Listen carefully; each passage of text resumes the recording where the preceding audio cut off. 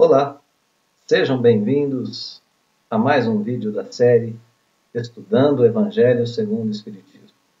Continuamos a estudar agora a obra em seu 16º capítulo, que tem o título Não se pode servir a Deus e a Mamão.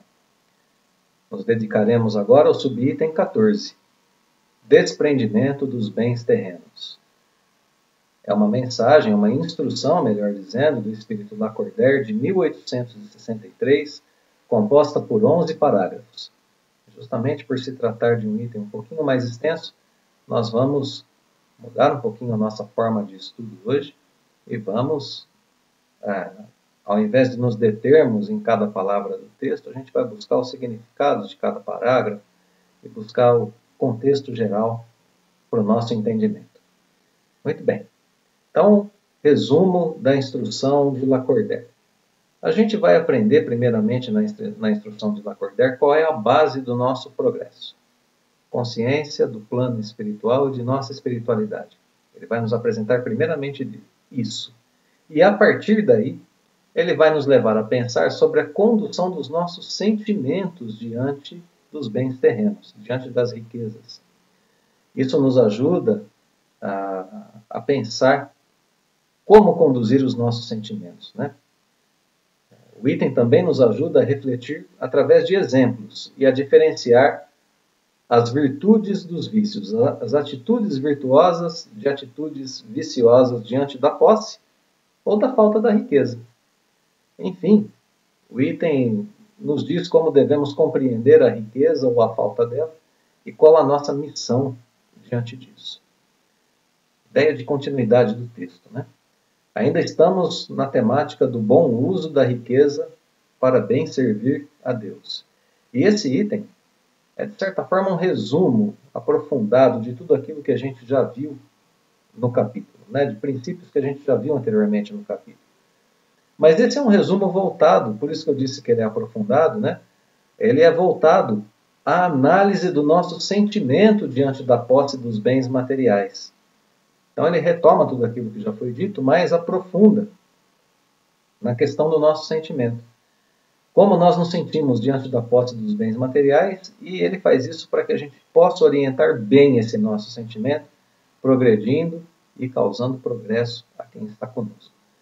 Então ele é um item de grande utilidade para nós, quando nós vamos pensar agora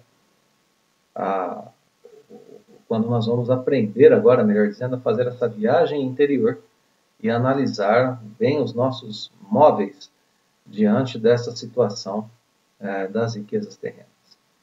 Vamos então ao primeiro parágrafo, que já vem trazendo para a gente aqui informações importantes de Lacordaire como introdução ao tema, né? Lacordaire diz: venham, meus irmãos, meus amigos, trazer-vos o meu óbolo. Trazer o óbolo, né? A pequena ajuda. Aqui é uma referência direta ao item o óbolo da viúva que nós já estudamos aqui no nosso estudo. Os amigos que não acompanharam podem voltar para entender um pouco melhor o que é esse óbolo, né? O óbolo é uma pequena ajuda para quem quer progredir, né? A maior parte do esforço é daquele que recebe o óbolo. O óbolo da viúva significa algo que é pequeno, mas que representa muito para quem dá. Que é algo muito valioso para quem dá.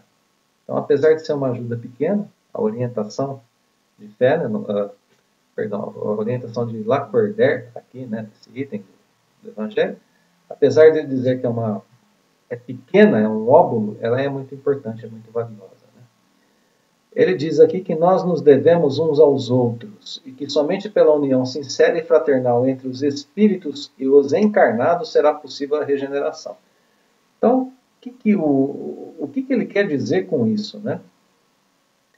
Devemos-nos uns aos outros. O contato com o plano espiritual é a base da nossa consciência da continuidade da vida após a morte do corpo físico. E isso é o que dá força para a nossa reforma. Então, aqui é a base da nossa regeneração. A regeneração só acontece com a consciência do plano espiritual, com a consciência da imortalidade da alma, com a consciência de nossa tarefa de desenvolver a espiritualidade que nós temos já em nós. E isso vem com a ajuda desses espíritos que estão aqui, nos ajudando, né? E nos orientando. Então, esse parágrafo apresenta a base da nossa regeneração e do aperfeiçoamento humano. A consciência do plano espiritual, o desenvolvimento da nossa espiritualidade. Esse sentimento, né? Por que não dizer assim? Da imortalidade da alma. Parágrafo 2. Bem, agora a gente vai pensar o seguinte: se o elemento espiritual é a base do nosso progresso, é a base da nossa reforma, aqui ele nos diz que o elemento material, o amor aos bens terrenos, é um dos mais fortes obstáculos ao nosso adiantamento moral e espiritual. O problema todo aqui é o apego, né? O motivo disso, por que os bens terrenos são um forte obstáculo, ou o amor a esses bens são um forte obstáculo? Porque esse amor, na verdade, pode ser chamado de apego. Apego excessivo aos bens materiais nos impede de amar, destrói as nossas faculdades de amar. Então é por isso que ele é, dessa forma, um grande obstáculo. Nosso sentimento fica cego a tudo aquilo que não seja posse dos bens materiais. Nosso sentimento se volta exclusivamente à posse dos bens materiais. Temos uma pergunta na sequência, né? Para responder com sinceridade. A riqueza oferece para a gente uma felicidade sem mescla, sem mistura, uma felicidade pura? Aquele que é rico tem uma felicidade pura? Claro que não. Permanece para todos nós todo tipo de problema existencial. Problemas existenciais profundos, inclusive, para serem resolvidos por nós mesmos, mesmo aos mais ricos. Problemas de relacionamento íntimo, né, consigo mesmo, de autoconhecimento, problemas de autorreforma, problemas de relacionamento com as outras pessoas, problemas de doenças, de incapacidades e assim por diante. Medos e assim por diante, né? Ressentimentos, mágoas. A gente tem tudo isso mesmo sendo rico. Doenças do corpo físico e da alma, portanto, né? Então o texto segue dizendo para a gente aqui que mesmo pessoas que têm os cofres cheios têm o coração vazio muitas vezes. Que no fundo da cesta de flores, que é a riqueza, tem sempre oculto um réptil, tem sempre uma cobra lá no fundo. Quando a gente se detém só naquilo que a gente vê, a beleza da riqueza, a gente esquece o perigo dela. O perigo dela é o apego, destruir a faculdade de amar, destruir o nosso sentimento. Esse é o grande perigo. É esse o réptil que está lá pronto para nos dar o bote, se a gente não entende, né, a questão da riqueza. Bom, ele segue dizendo que compreende aquela satisfação que é justa, né, ao homem que, por meio do seu trabalho honrado, ganhou uma fortuna. Ele pode ficar satisfeito com isso. E é natural isso. E Deus aprova isso. Mas que isso não pode ser comparado a um apego que absorve os outros sentimentos e paralisa os impulsos do coração. De uma coisa a outra vai grande distância, diz Lacordaire. Tão grande quanto a distância que separa a prodigalidade exagerada da sorte e da avareza. Então aqui a gente tem o começo, né, de uma diferenciação entre o que é uma satisfação de uma conquista, que é justo, e o que é o apego que escraviza os sentimentos. As duas coisas são bem diferentes. A pessoa pode ficar satisfeita por ter conquistado, honestamente, com seu esforço, mas não pode ser escrava disso. Distinguir isso é nossa tarefa. Tanto quanto diferenciar a prodigalidade exagerada, que é gastar tudo o tempo todo, da avareza sórdida, que é nada dar em hora alguma. São dois vícios, e entre esses dois vícios, o parágrafo nos ensina que Deus colocou a caridade. Santa e salutar virtude. A caridade é virtude, os outros dois são vícios. Que ensina o rico a dar sem ostentação, a dar sem se enaltecer, né? A dar sem se achar melhor do que o outro, e permite que o pobre receba sem baixeza, que o pobre receba sem ser humilhado. O meio termo disso é a caridade é a verdadeira virtude. Então esse parágrafo reflete sobre o sentimento.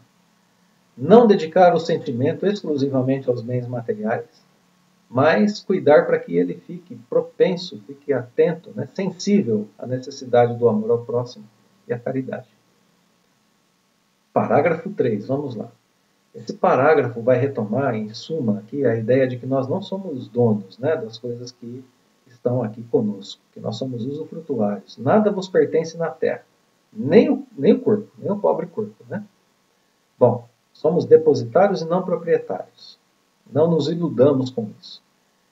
Então ele retoma essa ideia, lembra que tudo é de Deus e que devemos devolver a Ele o que Ele nos emprestou o tempo todo. E na sequência ele nos dá a nossa missão. Ele empresta sob a condição de que o supérfluo, pelo menos, no mínimo o supérfluo, caiba aos que carecem do necessário. Então lembra a nossa condição de usufrutuários e a nossa missão. Tirarmos pelo menos, no mínimo, né, pelo menos do nosso supérfluo para dar aos necessitados. Quarto parágrafo. Esse parágrafo vai explicar melhor o modo de devolver a Deus através de um exemplo. Né? Um dos vossos amigos vos empresta uma quantia. Mesmo que a gente for um pouquinho só honesto, a gente faz questão de devolver essa quantia e de agradecer. Essa é a posição do homem rico diante de Deus, diz o parágrafo. Deus é o amigo que emprestou a riqueza, não querendo para si mais do que o amor e o reconhecimento do rico. Exige desse, porém, que a seu turno dê aos pobres, que são tanto quanto ele seus filhos. Então esse é o modo de devolvermos a Deus, né? Amando, reconhecendo Deus e dando aos pobres. Próximo parágrafo. E agora a gente vai ter alguns pontos, 3 pontos interessantes nesse parágrafo para serem examinados. Né? Ardente e desvairada cobiça despertam nos vossos corações os bens que Deus vos confiou. Então quando a gente recebe esses bens, a gente é movido pela cobiça, sem pensar que uma hora ou outra a gente vai ter que prestar conta a Deus daquilo que Ele nos emprestou. Né? Quando a gente se apega imoderadamente a uma riqueza, a gente esquece que a gente vai ter que prestar conta a Deus. Esse é o primeiro ponto. Então, olha aqui, o nosso sentimento é tomado por cobiça. Na sequência, o centro do nosso estudo desse item do capítulo. Vou ler agora o grifo aqui, né? A frase grifada, ou a pergunta grifada. Ouvidais que, esqueceis, né? Esqueceis que pela riqueza vos revestistes do caráter sagrado de ministros da caridade na terra, para serdes da aludida riqueza dispensadores inteligentes? Esse é o segundo ponto aqui desse parágrafo, que é essencial para a gente entender o que Lacordaire está querendo nos ensinar. Quando um homem é agraciado aqui na terra com a riqueza, ele, na verdade, tem uma missão sagrada. Ele aceita uma missão sagrada quando Deus lhe dá a riqueza e ele aceita. Ele aceita junto com a riqueza uma missão sagrada, uma marca sagrada, um caráter sagrado. Ele é um ministro da caridade na terra. Essa riqueza que foi aludida, que foi dada a ele, é para ser dispensada de modo inteligente, usada de modo inteligente como ministro da caridade. Essa é a missão, única e exclusiva missão do homem rico na terra. Quando ele aceita a riqueza, ele aceita um dever. Está na posição de ministro da caridade. Ela é um compromisso assumido diante de Deus para a caridade, no que diz respeito ao outro. Mas no que diz respeito a si mesmo, ela é um compromisso assumido diante de Deus no controle da própria cobiça, do próprio egoísmo, do próprio orgulho. Ela é um compromisso assumido no progresso do esquecimento de si mesmo. A riqueza ele aceitou para usar exclusivamente em favor dos outros, na obra da caridade.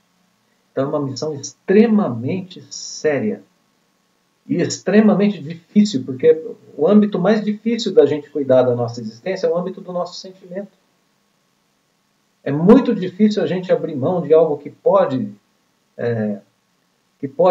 trazer para a gente o fim de uma carência. Eu desejo tal coisa, e a minha riqueza pode comprar. E agora, eu conquisto essa tal coisa ou ajo com caridade para com os outros? E esqueço dessa minha carência. Nosso sentimento nos guia por caminhos muito duros, às vezes. O caminho da cobiça, né, da vaidade, do orgulho. Então, essa é a missão do homem rico na terra. Perdão, vamos voltar aqui. Ele é, antes de qualquer outra coisa, um ministro da caridade. Uma missão muito dura. Uma missão para grandes almas, né? Por isso que a gente vê tanta gente falhando quando conquista grande riqueza aqui na Terra. Então, esse é o segundo ponto do parágrafo que cabe grandes reflexões para todos nós, né? O que nós temos feito de nossas riquezas? Nós somos ministros da caridade na posse delas? Riquezas intelectuais, morais, por que não? Algumas pequenas ou grandes riquezas terrenas, materiais. Como nós agimos diante disso? Temos sido ministros da caridade ou temos cedido à cobiça? Bom, terceiro e último ponto é a questão da morte, né? Se a gente não age como ministros da caridade, somos depositários infiéis, diz o texto. E aí sim, na sequência, a questão da morte, né? Que resulta desse esquecimento voluntário dos vossos deveres? A morte, aqui é a consequência, né? Inflexível, inexorável, né? Rasga o véu sobre o que vos ocultáveis e vos força a prestar contas ao amigo que vos favorecera, e que nesse momento enverga diante de vós a toga de juiz. Então a morte abre os nossos olhos para o contexto maior da existência, contexto espiritual, imortalidade da alma, nos levando à inevitável consciência sobre como foi o nosso modo de administrar o bem que Deus nos confiou. Como nós agimos enquanto éramos ministros da caridade. Eis o juiz, a lei de Deus nos abrindo os olhos e forçando a nossa consciência a reconhecer aquilo que nós fizemos. Então esse parágrafo aponta, né, salienta a real posição de quem é rico. A riqueza significa trabalho na caridade. Essa é a posição do rico na terra.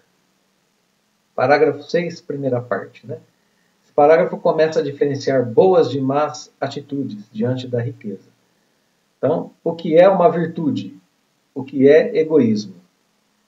Muitas vezes a gente chama de virtude, né? Economia e previdência são virtudes. A gente chama de virtude o que é, na verdade, cupidez e avareza. A gente chama de virtude, a gente diz que é generosidade o que é apenas prodigalidade. Porque a gente está usando só em proveito próprio. Né? A gente está dizendo, sou generoso com a pessoa que veio me vender aquela coisa que eu tanto queria. Mas eu não estou sendo generoso, eu estou sendo pródigo, estou gastando à toa, muitas vezes, porque é só em proveito próprio. Né? Eu não estou economizando nem sendo previdente. Eu estou desejando mais e sendo avarento, não quero doar para os outros. Na sequência ele coloca um exemplo, né? Um pai de família não quer praticar caridade, não quer dar aos outros, olha aqui, né? Cupidez e avareza. Economiza, amontoa ouro, e ele diz que faz isso para deixar para os seus filhos uma soma grande, né? Para evitar que os filhos caiam na miséria. E que ele diz, isso é justo, é paternal. Não vou censurar. Mas vamos adiante, segunda parte do parágrafo 6. Mas será que esse único móvel a que ele obedece? Será que o seu sentimento é só esse, né? Produzir benesse para os filhos? Vejamos que aqui atrás ele quer diferenciar economia e previdência de cupidez e avareza e generosidade de prodigalidade. A gente vai ver isso já na sequência do texto. Né? Aqui ele vai trabalhar a questão do egoísmo e da virtude, que também está aqui atrás. Ó. Virtude, a gente chama de virtude o que é egoísmo.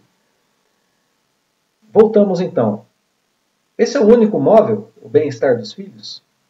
Pergunta na sequência, né? Será que muitas vezes esse pai não faz isso só para justificar para si mesmo, né, aos seus próprios olhos, e para os outros, né, para as outras pessoas, o seu apego aos bens terrenais, aos bens terrenos? Será que não é isso que está movendo ele? Bom, aí o parágrafo diz, né? Vamos admitir, no entanto, que seja mesmo só amor paternal. Só isso o que está guiando esse homem. Será isso o motivo para que ele esqueça seus irmãos perante Deus? Olha a diferença aqui, né, entre egoísmo e entre virtude. Aqui a gente rompe, né, com a questão dos laços consanguíneos. As outras pessoas também são irmãos em Deus. Né? E o parágrafo continua dizendo que agir dessa forma é egoísmo, olha aqui. E que isso é dar aos filhos uma lição de egoísmo, é endurecer-lhes os corações. Então o parágrafo aqui termina dizendo que agir assim é dar mau exemplo aos filhos, é educá-los no egoísmo. E diz que isso se voltará contra os pais que assim os educaram em algum momento, né? Então o parágrafo ensina a pensar sobre a nossa real motivação para o ganho e acúmulo de riqueza, com o exemplo de um contexto familiar, que é bem comum, né? Diferenciando aqui. Então, virtude de egoísmo. A próxima diferenciação vai fazer uma referência ao outro problema colocado lá, economia e previdência versus cupidez e avareza. Vamos ver aqui, né? Um homem que trabalhou muito, com seu esforço, com seu suor, né? Acumulou bens.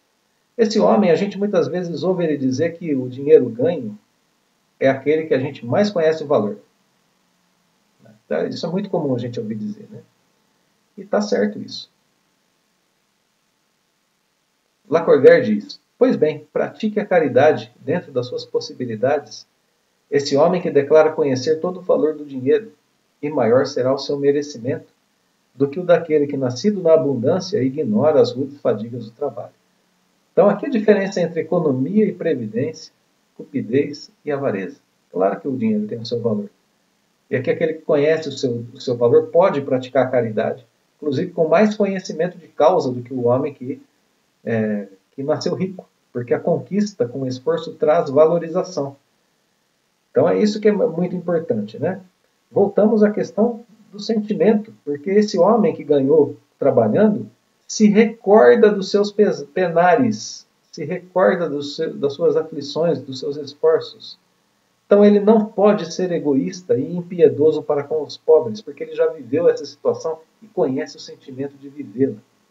Por isso ele será mais culpado que o outro, que o homem rico, né? Que não conhece essa situação.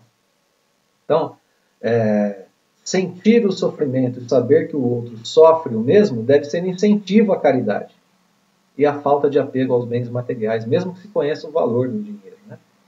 O maior mérito aqui consiste em conquistar e não se apegar, justamente por reconhecer o sofrimento de quem não conquistou e assim ajudar. Seja qual for o motivo. Muitos dizem assim, não conquistou porque não se esforçou. Não importa, é preciso ajudá-lo, porque a gente conhece o sentimento de estar nessa situação, né? Então esse parágrafo aborda o mérito da conquista e o uso da riqueza através do trabalho. E por que não, né? O uso da caridade, mesmo tendo conquistado a riqueza com muito esforço. Vamos ao 8º parágrafo. Aqui no grifo nós temos essa ideia, né, de que sempre há no homem que possui bens de fortuna um sentimento tão forte quanto o apego aos mesmos bens, que é o orgulho. Então introduz agora a questão do orgulho, para continuar depois, né, na última distinção que falta, que é a questão da generosidade versus prodigalidade, né? No parágrafo anterior a gente já viu virtude e egoísmo, já distinguimos. No parágrafo anterior, economia e previdência, né? De cupidez e avareza. Agora tem essa questão do orgulho, porque o sentimento do orgulho, ele é um sentimento que impede a gente também de fazer a caridade, né?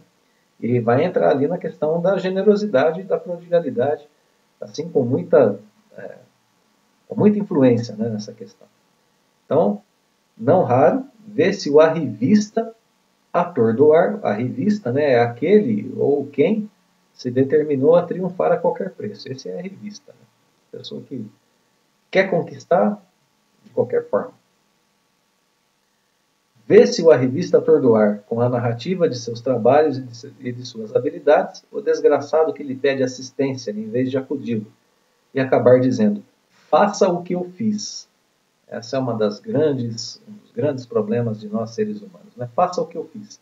Nem sempre a pessoa tem condição física, moral, psicológica, intelectual para fazer o que o outro faz.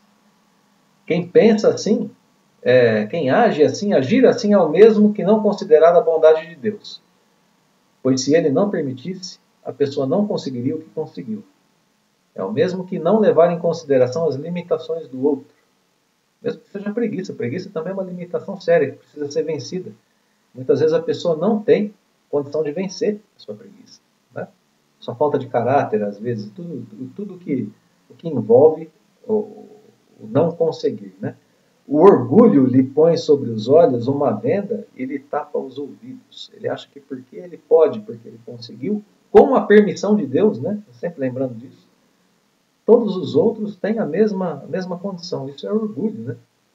Apesar de toda a sua inteligência e de toda a sua aptidão, não compreende que com uma só palavra Deus pode o lançar por terra. Esse parágrafo identifica o orgulho e aponta o modo de combate, né, ao orgulho. Reconhecer a bondade de Deus, ajudando os outros sem julgar. Aqui o ponto essencial de tratamento do nosso sentimento em relação ao orgulho. Nós vamos agora ao parágrafo 9, a primeira parte do parágrafo 9, e começa, então, agora a fazer a distinção entre generosidade, ser generoso e ser pródigo, né? Porque, apesar de termos agora a missão de vencer o nosso orgulho ajudando, a gente aprende que esbanjar a riqueza não é demonstrar desprendimento dos bens terrenos, é descaso e indiferença. Então, ser generoso não é ser pródigo é esbanjar. O parágrafo segue explicando que ser caridoso não é o mesmo que esbanjar, né? Então, ser generoso, ser caridoso não é o mesmo que esbanjar. O homem, inclusive, não tem o direito de dilapidar, né? De prodigalizar, de esbanjar esses bens. Não tem direito, como não tem o direito de os confiscar em seu proveito. Então, prodigalidade não é generosidade, é frequentemente uma modalidade do egoísmo. Quando usamos com descaso e indiferença, estamos no caminho da prodigalidade. E a gente lembra da passagem do filho pródigo, né? Que ele pediu a sua parte da herança ao pai ainda vivo, saiu pelo mundo esbanjando. Isso é prodigalidade. A prodigalidade indica, portanto, mais egoísmo do que desprendimento. Ele queria a parte da herança dele para gastar com ele, como ele quisesse, da forma como ele aprovesse. Isso é egoísmo, né? Vamos ler o exemplo que o parágrafo nos dá, né? Que despenda a mão cheias, mãos cheias, né? O ouro de que disponha para satisfazer uma fantasia, talvez não dê um centavo para prestar um serviço. Esse é o pródigo, né? O desapego aos bens terrenos consiste em apreciá-los no seu justo valor, em saber servir-se deles em benefício dos outros e não apenas em benefício próprio, em não sacrificar por eles os interesses da vida futura, em perdê-los sem murmurar, caso apraz a Deus retirá-los. Segue o parágrafo, vamos seguir, né? Se por efeito de imprevistos reveses vos tornardes qual Jó, dizei como ele, Senhor, tu nos havia dado e nos tiraste. Faça-se a tua vontade. Então, a orientação a sermos submissos à vontade de Deus e a confiarmos nela. Esse é aqui o exemplo de Jó, né? Não nos abatermos pela perda dos bens materiais, nem nos desesperarmos.